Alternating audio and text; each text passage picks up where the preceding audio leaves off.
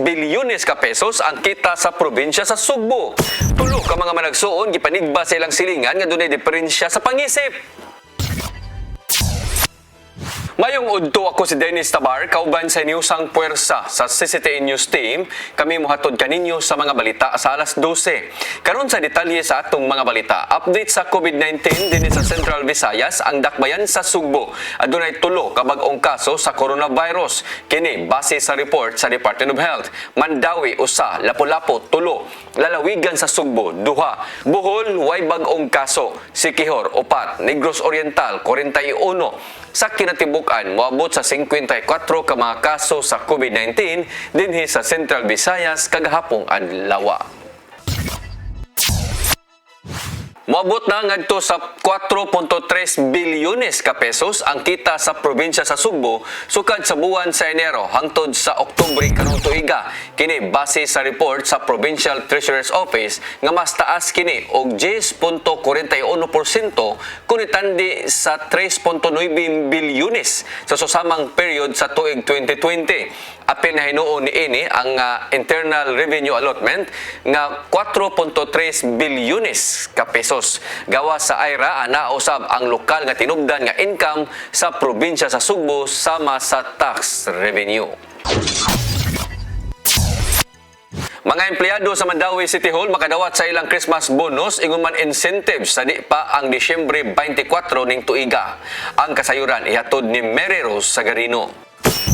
Tanang empleyado sa Mandawi City Hall, bakunado man o dili bakunado ang makadawat og Christmas bonus karong buwan na.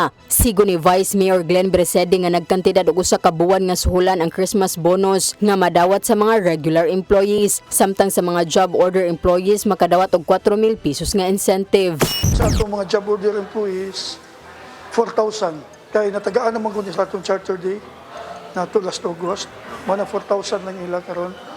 Ang sa mga legislative assistant, 1 month salary, unya ang ato mga regulars, 1 month salary, mo na yung anak. Gawas kini sa 13th month pay nga ilang madawat nga mandato sa balaod. Gipasabot ni Bersede nga tinuig na ang bonus tungod nalakip na kini sa ilang tinuig nga pondo. Pasalamat na usab kini sa serbisyo sa mga empleyado. Anaa sa City Sintos ang regular employees sa City Hall, samtang kapin sa 2,000 ang job order employees. Mary Rose Sagarino, CCTN News. Tulo ka mga managsuon nga nagpanuigon og 11 ngadto sa 17 anyos kritikal o gipangda kini sa Tambalanan human gipanigbas sa ilang silingang lalaki alas 9:30 kagahapon sa buntag diya sa may barangay Tabon, lungsod sa Dalaget, habagatang bahin sa Sugbo. Ang suspect giila nga si Junjun Quijano, 27 anyos, ulitaw gituoan nga wa sa mayong pangisip o gida usab kini sa Tambalanan human makaangkon og daghang samad kay nagdunggam usab sa iyang kaugalingon. Ang biktima giila sa kapulisan nga sila si Jubilin Inopia, 17 anyos, tinun-an sa grade 11, Juan Inopia, 14 anyos, tinun-an sa grade 9, ug si Victorina Inopia, 16 anyos, ug tinun-an sa grade 10. Ang mga biktima daling gida usab sa Tambalanan dinhi sa dakbayan sa Sugbo tungod kay seryoso ang kahimtang gumikan sa kadaghan sa ilang samad tinigbasan sa nagkadayang bahin sa ilang lawas. Ang hipi sa Dalaget Police Station nga si Major P.D. Noval ni butyag nga sila si Jubilin ug Victorina nang laba sa ilang sapot sa may Atabay, doon usab sa ilang panimay ug sa mga Quijano. Samtang nanglaba sila, kalit nga nagwild si Quijano ug nigawas da ang kutsilyo ingon man sundang ug giingong gipangbunlot ang mga biktima ug gipanigbas. Criminal Investigation and Detection Group kung CIDG-7 nabutang sa kaduhang dapit sa tanan nga mga regional office sa CIDG Lukop Nasod atol kini sa Anti-Criminality and Law Enforcement Operation tungod sa kadaghan sa ilang mga nadakpan. Ang kasayuran ihatod ni Arnold Bustamante. Nabutang sa ikaduhang dapit sa tanang regional office ang Criminal Investigation and Detection Group 7 sa Tibok Nasod duman sa malampusod nga dungan nga simultaneous anti-criminality and law enforcement operation kun sa Cleo niadtong Nobyembre 8 ngadto na sa 15 sa maong nga dungan nga operasyon sa CIDG Lukup Nasod. Nakadakop sila 120 ka mga tawo nga nagtubang og laing-laing nga mga kaso. Din walo niini most wanted person sa Central Visayas.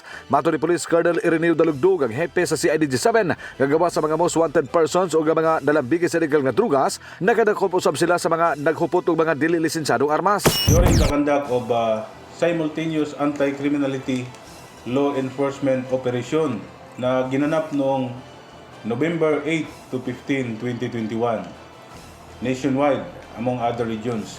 Base doon sa ginawang best of best ranking ng CIDG headquarters.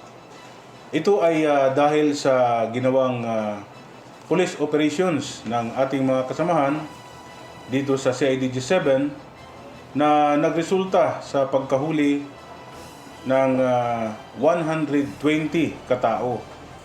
8 dito ay mga most wanted persons. Dugang ni Dalugdog nga ning nagkaduol na ang eleksyon sa sunod tuig, ilang gihingusgan ang kampanya batok sa mga loose firearms kininunot sa kamanduan ni Police Major General Albert Ignacio Sfero. Gitingmuhan nila nga mapugngan ang pagkatab sa mga armas sa Cabalaka nga magamit kini sa mga private armed groups sa mga politiko. Kung napapansin natin, marami tayong mga firearms na nahuhuli. Ngayon, alam naman natin na papalapit na yung 2022 national and local election at itong kampanya natin against lost firearms ay patuloy nating ipatutupad dahil mahigpit na pinagbabawal ang pagdadala ng baril during election period na ito ay mag-umpisa sa next year, January 9, 2022 up to June 8, 2022 dahil baka ito ay gagamitin sa karahasan or sa pag-aabuso sa kapangyarihan. Nagpanay ng kampanya sa CIDG 7 batok loose firearms din sa Central Visayas, ilibinang nga nagkaroon na ang campaign period sa sunod tuig nga eleksyon. Arnold Bustamante, CCT News. Kapin sa 3.7 milyones ka pesos nga kantidad sa ilegal nga drugas ang nasakmit sa managlahing anti-drug operation sa kapulisan sa Dakbayan sa Sugbo. Ama dinakpan pulos miangkon nga gikan sa City Jail ang ilang kontak ug supply sa ilegal nga drugas. Ang kasayuran ihatod ni Arnold Bustamante. Gihingusgan karon sa kapulisan sa Dakbayan sa Sugbo ang ilang kampanya batok sa illegal nga drugas tunod sa holiday seasons. Diin taas ang demand sa bisan unsa nga matang sa illegal nga drugas. Tungod ni maabot ngadto sa kapin 3.7 milyones ka pesos nga balor sa illegal nga drugas ang nasakmit sa duha ka managlahing anti-drug operation sa Cebu City Police Office gabi.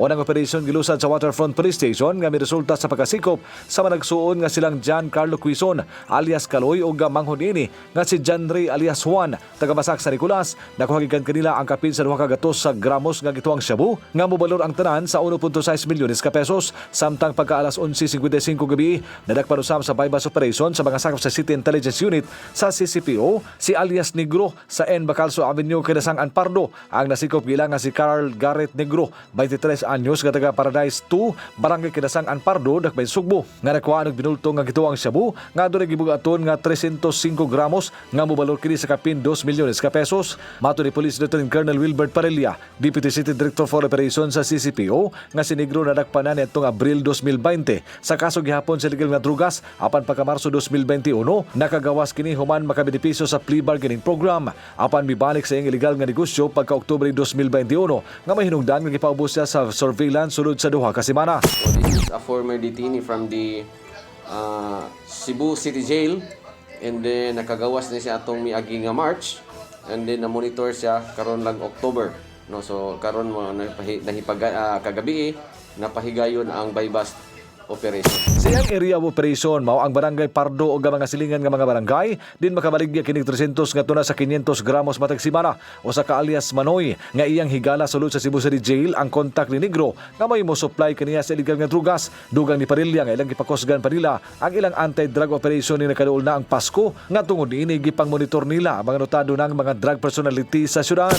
Wala ni paghunong ang ato ang pag-operate sa labi na sa illegal nga droga, considering nga umaabot na sa ato ang Pasko, bagong tuig ug ang sinulog nga which is usually mas daghan ang demand, no? So karon pa lang ato nang gihingusgan ang supply reduction sa pamaagi sa pagbaybas, pagmonitor sa mga posible nga source sa drugas.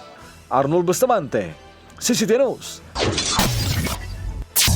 Maukad to ato mga balita sa alas 12 sanga sa tanang kaubanan sa CCTN News and Current Affairs. Ako si Dennis Tabar.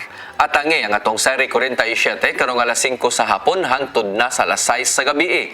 Up next ang Santos nga misa manukad live sa CCTN Chapel. Daghang salamat. Kapagtuo usa ka tingog